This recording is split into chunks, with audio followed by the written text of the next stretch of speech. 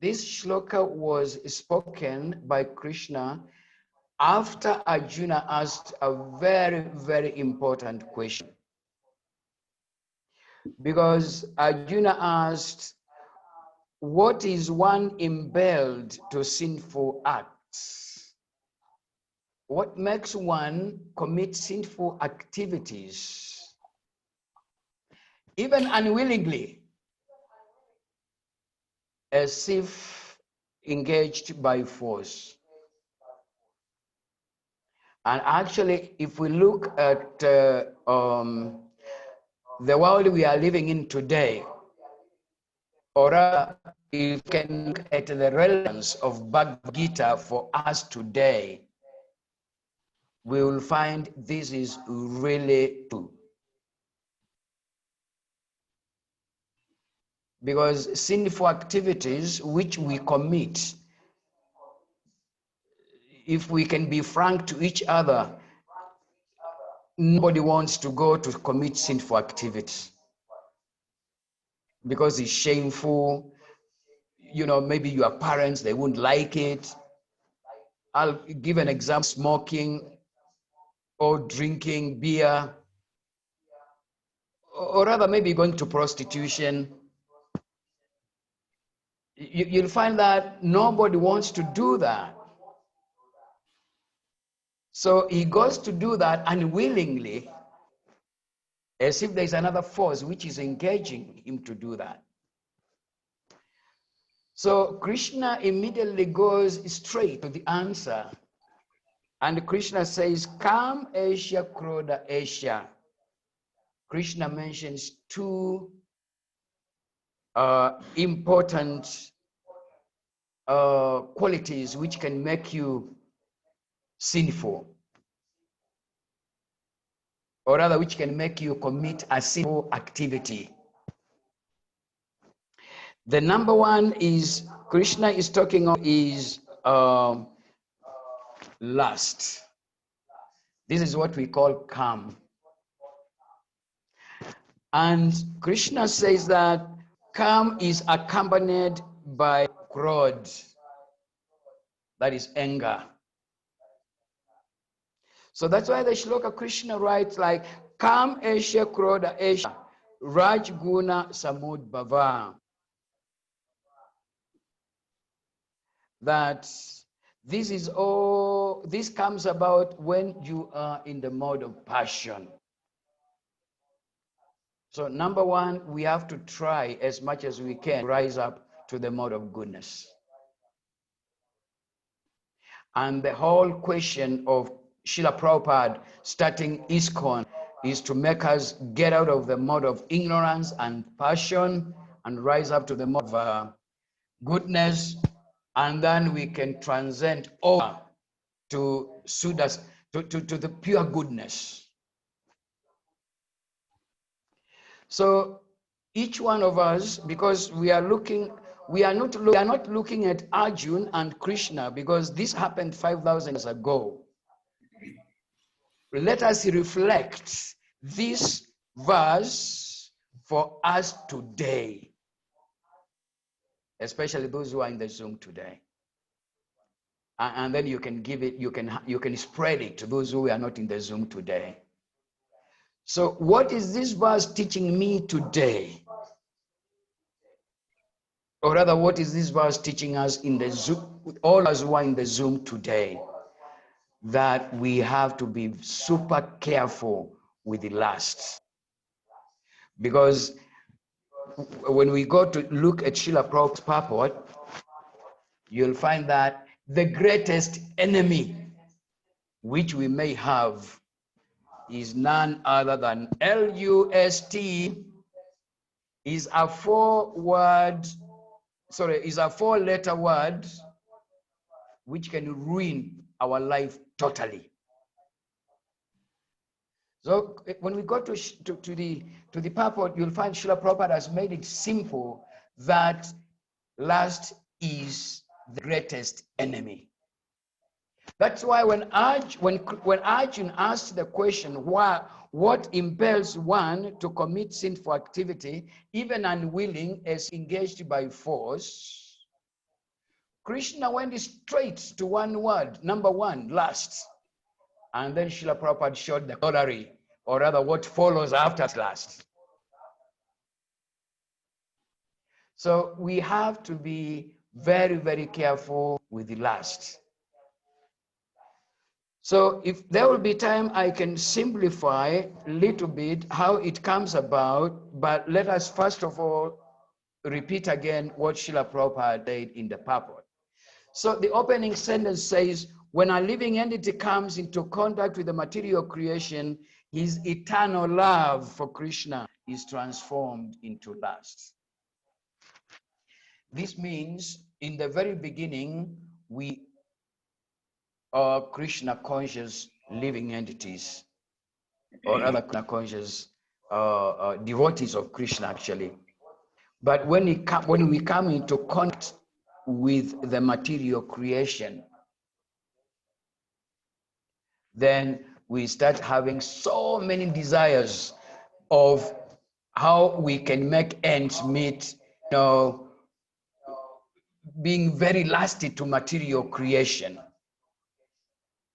And our parents, I'm sorry to say our parents, but those who are bringing us up, they try to inject, they try to catalyze us, they try to make us more and more engaged into lusty activities by telling us, if you don't get your degrees right, and you buy cars and you buy houses and keep God aside and you work very hard, then you are nobody. That's why you find in some local tribes in Africa, they say that without money you are dead, because they want you to be more lusty. So lust is a transformation of what is called love of Godhead. So what does this mean? This means that if we make ourselves servants of the Supreme Personality of Godhead, with no intention of benefiting from the service, that is love. If we want to enjoy our senses, whatever we do, if we want to gratify our senses, this is what we call sense gratification. Everything there is lust. And if you don't get it, I mean that which will make your senses happy, then you become a very angry person.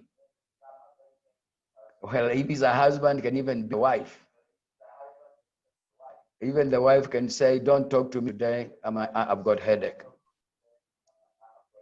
But if we dovetail our services to the Supreme Personality of Godhead, then that is love. So that's why Srila Prabhupada says here, when a living entity comes in contact with the material creation, his eternal love for Krishna is transformed into lust in association with the mode of passion. So if everybody is when people wake up in the morning, even many that remember Krishna, they just remember how are they going to look for sense gratification. How am I going to make, just like Yakashipu, we were even discussing right now, his name means gold and soft bed. In other words, how am I going to get money so that I can make my senses happy? And then that is what is called sense gratification. And sense gratification is centered on lust. It's mentioned that when a child is in the womb of the mother, in the Srimad Bhagavatam, when the child is 7 months old in the womb of the mother, it's mentioned in the Srimad Bhagavatam, actually 50th canto, that the child the child makes prayer to Krishna that if Krishna make me get out of this place where I'm coiled, let us see, where I can't move. When, for example, if the mother has got bad habits of drinking, she will also drink, or he will also drink. The child makes a prayer to Lord Krishna that if you make me come out of this place alive,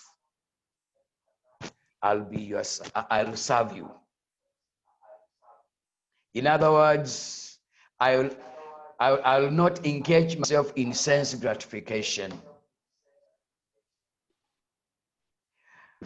So when the child comes out of the womb alive, because in the womb is a very hard place, because some children, they come out dead.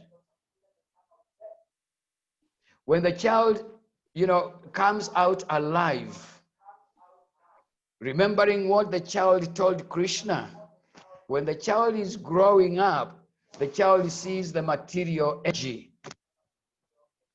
The child sees the material creation as being very beautiful, with all types of sense gratification.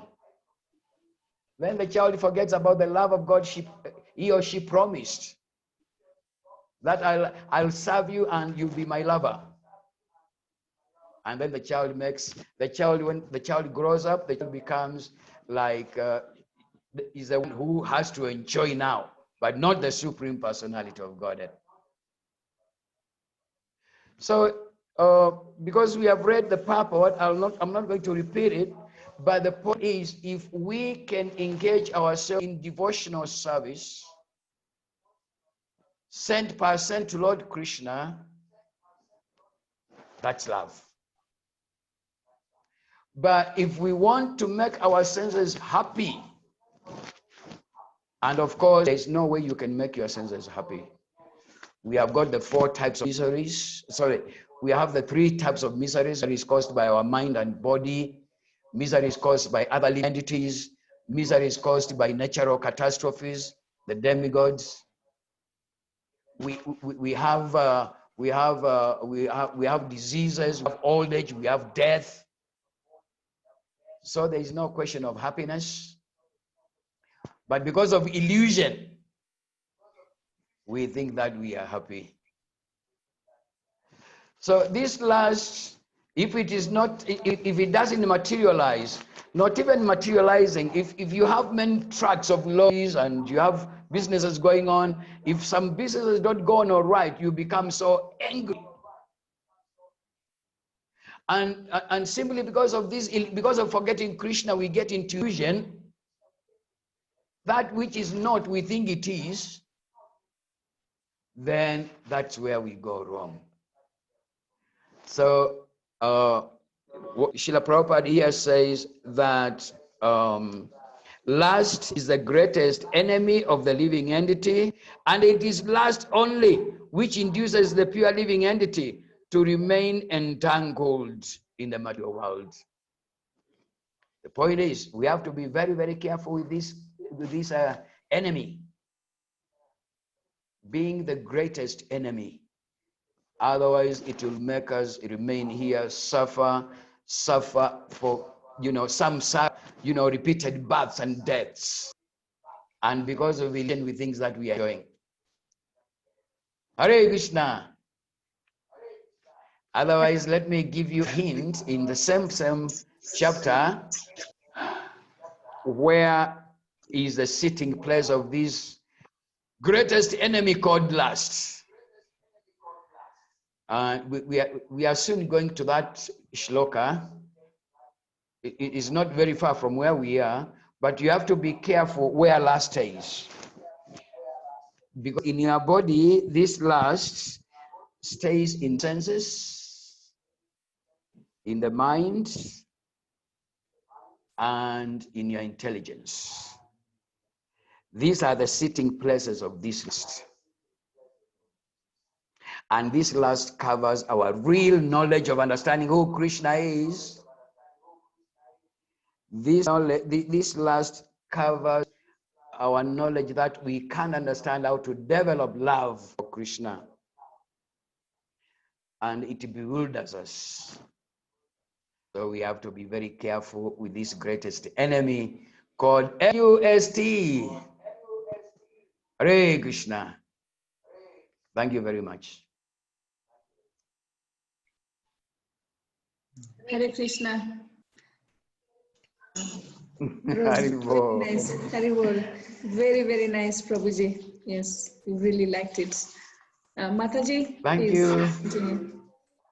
Prabhuji, I have few questions, if you don't mind. Hare Krishna. Can I ask? Okay. Okay. So, why lust? The simple word for lust, what I understand, is desires. Is that correct? Sorry? The simple word for lust is desires. I desire. Desire, yes. So Yes. desire and anger. So why are they called in the mode of passion? Why not in the mode of ignorance? Why are they class? Because mode of ignorance is the lowest. And if lust is the greatest enemy, then it should be in the mode of ignorance. Why is it classified in the mode of passion? Yeah, according to knowledge from the revealed scriptures, we understand that those people who are in ignorance, and there's a chapter which is called the three modes of material nature. You understand that you find that those people in the mode of ignorance, right? Tamogun, they are influenced by by sleep. They are lazy. They are not in the they are not passionate. They tend to be like, if even if they can collect from the dusty bin and eat, they are okay. But people in the mode of passion, they are like the so-called industrialists. When they wake up, they only think of how they can make more and more money, how they can buy more and more cars, how they can make, an empire. So that's why those people, they are not in mode of ignorance. Because in ignorance, you are stupid, you are an idiot. You don't want to even desire. Yeah, you don't want even. I mean, you are a stupid person. You are lazy. You like to waste time. You can sleep 18 hours out of 24 hours. Okay, Prabhuji, so that I understand. Now I want to understand this with an example. For example, I wanted the Ferrari and the Mustang. I wanted more cars, for example. So that is lust. Then if I don't get it, I become angry. That is wrath. So then what is illusion? In the same example, please explain me what is illusion. Oh, good. We have these great personalities like the six Goswamis of Vrindavan. We have Chaitanya Mahaprabhu. Chaitanya Mahaprabhu, in a book called Nectar of Devotion, he explained actually the answer to that one. He said that anybody who can have all these fleets of lorries and it's called Anasakasya Vishayan, all these sense objects, if you can have them and you are not attached to them, but Anasaktasya Vishayan, if you can have them and you are not attached to them and you dovetail them in the service of Krishna, then you are a sannyasi. You are not attached. You are not in illusion. So the point is that we dovetail all our activity to the service of Krishna. If we have all these millions, like just like today, today Path was just moving around looking for land, and it's costing like, he got one which is like 200 million. If you can have your 200 million and you pump it to build, a nice Hare Krishna temple, then you are not in illusion. You have millions, but you use in the service of Krishna. It's called Anasaktasya Vishayan. All these sense objects, Vishayan, If you can, if you can dovetail them to the service of Krishna, then it's okay. You are not in illusion at all. Yeah. Well, I don't know whether it's okay, but that's how I see it. Prabhuji, I am still not clear because you told us how to get rid of illusion. But in this example of me wanting a lot of cars, if I don't get it, I get angry. Now, how is my anger going to be transformed into Yes. illusion? How is the anger going to be transformed? Oh, how is that anger going to be transformed into illusion? Okay, let us go to Srila Prabhupada's purport here. He says, or in other words, the sense of love of God becomes transformed into lust. As milk in contact with the sour tamarind is transformed into yogurt. Then again, when lust is unsatisfied, that's the word. When lust is not satisfied, it turns I into understand wrath. till there. In other words, there is, there is a verse Bhagavad Gita which says, just like the river, it never gets full. Sorry, the ocean never gets full, and the rivers are always sending water to the ocean, and the ocean never gets full. The same thing applies to our senses. No matter how you try, no matter how you try to make your lust, satisfied, it will never ever be satisfied. And Srila Prabhupada's example of start with one cigarette, you go to 3 cigarettes, you go to 4, then you get into it. He talks about different, any kind of sense gratification. And when it is unsatisfied, when that last not satisfied, then it turns to wrath.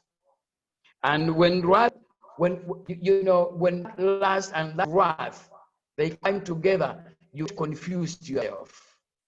You come in the evening every day, you have got all the money you have banked, but still you are not satisfied.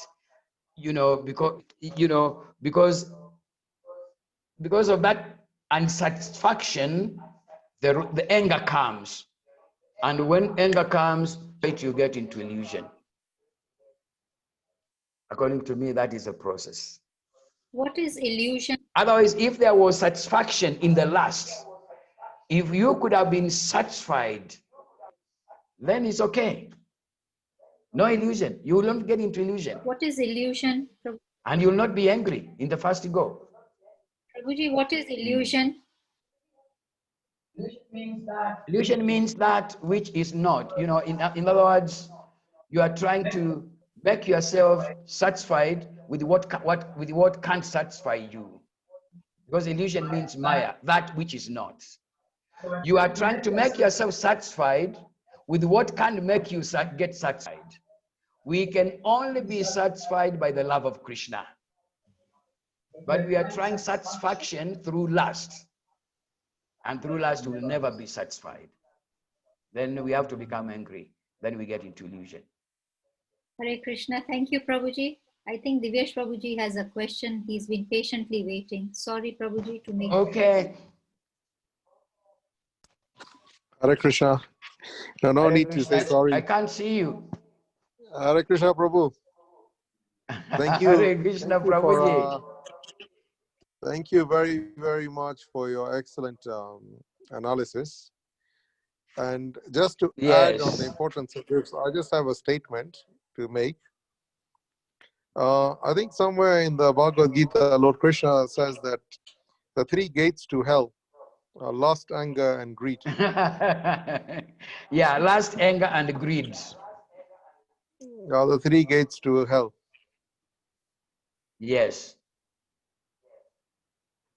So, in short, if I understand you correctly, you're saying lust is any attachment to material desires that are not for service of Lord Krishna unconditionally. Yes. And if those material desires are engaged in the service of Lord Krishna, and they're used for that, then that lust is actually devotional service. Yes. So in other words, is the consciousness in which you do something is actually what determines where you end up, whether in hell or in heaven. Yeah. So what's your question now? So my question is, extrapolating from what you said, is your consciousness is what actually determines where you end up, whether it's in heaven or in hell. Okay. Krishna consciousness means Yes. dovetailing whatever you have in the service of Krishna. And at the end there, it was said that even wrath, you can use it in the service of Krishna. In other words, I'll give you an example. If a soldier is ordered to go and kill, he will not incur sin. But if he gets a gun and he starts shooting people, he will be taken to the court of law and be imprisoned, or rather be killed. So whatever we are doing for Krishna, sincerely we are doing for Krishna, even if it's, as it is mentioned down there, an example is given of Hanuman. Hanuman used his wrath to make sure that, Sita is brought back to Ram. So the whole issue is based on when we want to do it on ourselves, it will not work. Of course, Krishna, uh, uh, when he's guiding you, if you become a devotee of Krishna, Krishna is pure. Krishna will always make sure that whatever you do to please him is bona fide. I don't know whether we are together.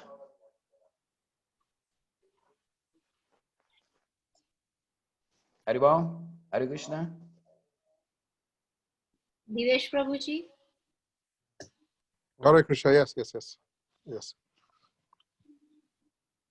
So So the whole thing is based on doing service, doing seva, doing service to Krishna, becoming a devotee of Krishna, serving Krishna with our hearts. Even if it's wrath, Prabhupada mentions nicely there that even if it's, wrath, it can be used for the service of Krishna. So, But we so should in be short, very, very careful not to use wrath to make our ends meet. so in short, what you're saying is, if your consciousness is not in Krishna consciousness, then you'll obviously end up with lust. Now, lust leads to anger and greed. Now, on 16.21, it says that anger, lust, and greed leads to hell. So what I'm trying to say is that if you do not engage in Krishna consciousness, then it's very clear the only place you're going to is hell. Yes, it's true. Thank you for preaching to me. No, I was just trying to understand you better. Thank you. If you don't engage yourself in the service of Krishna, you are heading to hell. Wow. There is no It's actually shortcut quite, to that one. yeah, because he does say in 16.21 that the three gates to hell is anger, lust, and greed.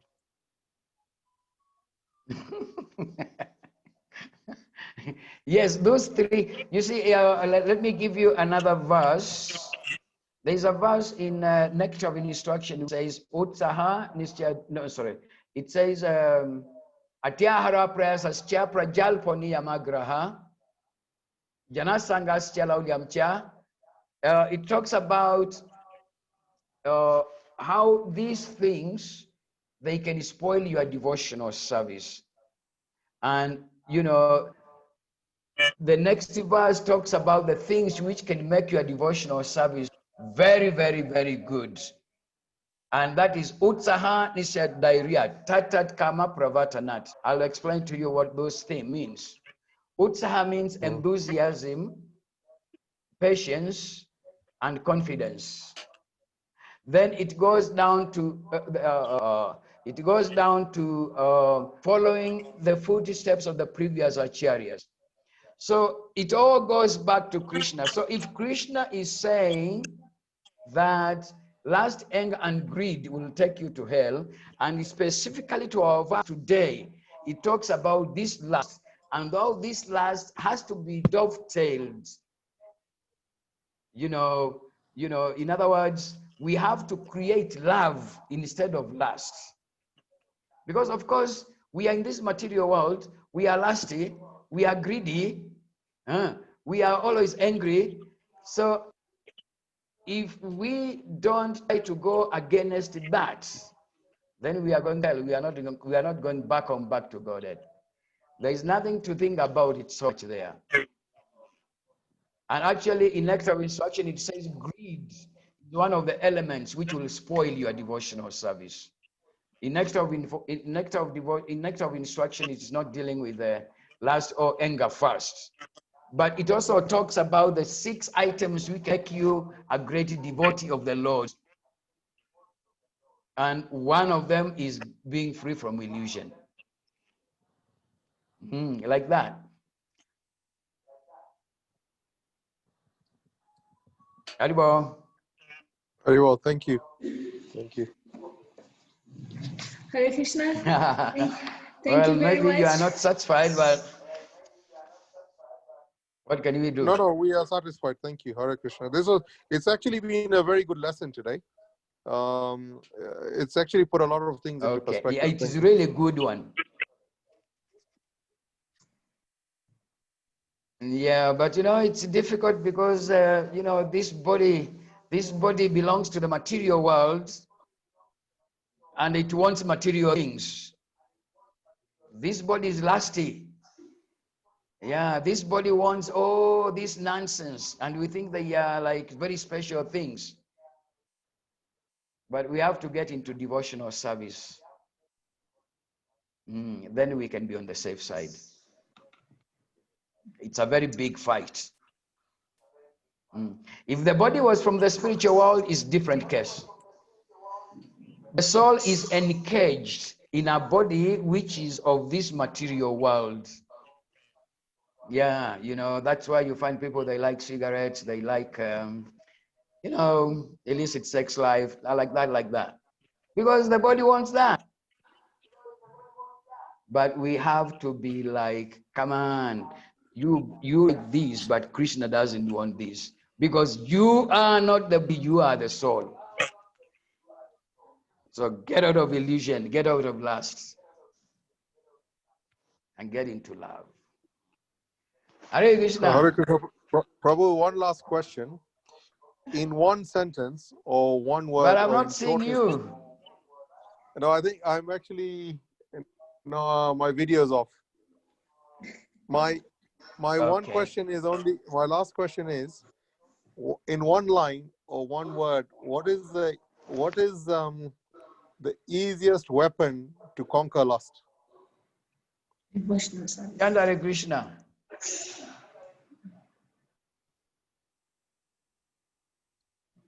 Hare Krishna. Thank you. Hare Krishna, Hare Krishna, Krishna Krishna, Hare Hare, Hare Rama, Rama Rama, Hare Hare. Rama, Hare Hare.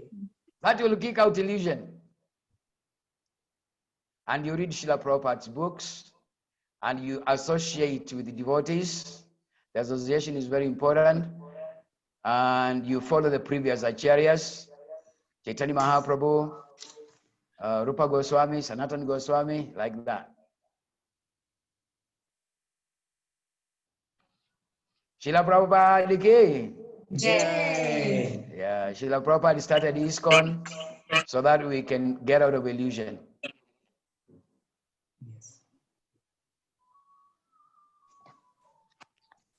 Hare Krishna, Prabhuji. Hare Krishna. Okay, now just maybe to summarize something. So the only way out is through devotional service. That's the only way out. Yes. Okay. Yeah, because all the other ways will be material, and material will only give us lust. Definitely, yeah. Right. For sure. Yes. I'm convinced about that. I'm now like, because of, all these headaches of the material world, this body of mine now, if you look at it now, is getting old now. I'm just about to get out of this material world. So what happiness is there? Krishna has made me to 64 now. The hairs are totally white. My beauty is gone. The teeth are about to get finished from the mouth. I have to put artificial teeth now. So what is there in this material world except to be friends with Krishna? Yeah. Haribol. Yes. Very true, Prabhuji. Yeah. Thank you very much, Prabhuji. Thank you. I wish one day we'll be together in the temple, when the choir finishes and we sing Hare Krishna, Krishna Krishna, Hare Hare, Hare Ram, Hare Ram, Hare Ram, Ram Ram, Hare Hare. Yes. Prabhuji, we have truly enjoyed today's session. Yeah. So I would like to hand over to Path Prabhuji. Yes, Hare Krishna. Hey, Gitika, you come back again. Yeah. This is the quality of a Krishna devotee. Yeah. He is such a good Krishna devotee. He's all time laughing, all time he's in a cheerful mood. He's so amazing and so energetic also. Although he is 65 years old, but he looks like a 16 years old. And 16, his power is 16 years, a teen boy. So it is so amazing, and we really likes you. We hope you will stay here and give more and more class to our guys. So now we conclude this session. Time is running out. So tomorrow is Prabhu, class. A minute. I will be happy to see. I'll be very happy to see that face of that Prabhu you preached to me that if I retain my anger, my lust, and my greed, I'll go to hell. But he doesn't want me to see his face. Prabhuji, sometimes internet doesn't allow him to get the video. But okay. There right now. Okay. So tomorrow is Umapati Prabhu's class. He is also giving the lecture on next verse, but we will request Umapati Prabhu. He is also giving his enlightenment of the verses of the 37. So tomorrow at the same time we will join again in the same link. So now for glorification of all the devotees and especially his grace Lavanga Prabhu, we will chanting Hare Krishna mantra once. So please unmute yourself everyone and chant loudly. Like Hare Krishna, Hare Krishna, Hare Krishna, Krishna Krishna, Hare Hare, Hare Rama, Rama Rama, Hare Hare.